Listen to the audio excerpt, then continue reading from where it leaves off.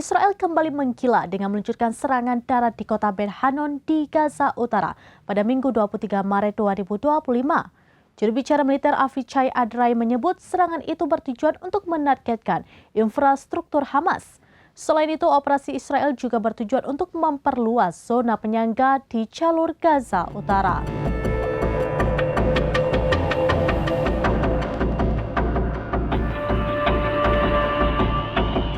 Israel kembali menggila dengan meluncurkan serangan darat di kota Ben Hanon di Gaza Utara pada Minggu 23 Maret 2025. Juru bicara militer Avichai Adrai menyebut serangan itu bertujuan untuk menargetkan infrastruktur Hamas. Selain itu, operasi Israel juga bertujuan untuk memperluas zona penyangga di jalur Gaza Utara. Sebelum meluncurkan serangan ini, tentara Israel melancarkan operasi udara mendadak di Gaza sejak Selasa lalu. Serangan tersebut menewaskan lebih dari 700 warga Palestina dan melukai lebih dari 1.000 lainnya.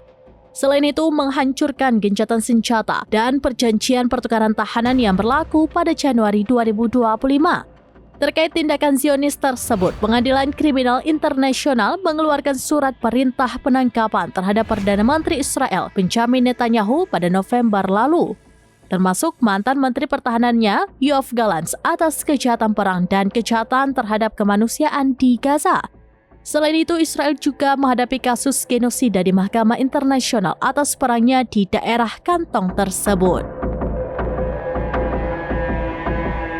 Demikian informasi terkini Syedara Alun. Saksikan terus beragam informasi lainnya. Jangan lupa like dan share seluruh akun serampinews.com.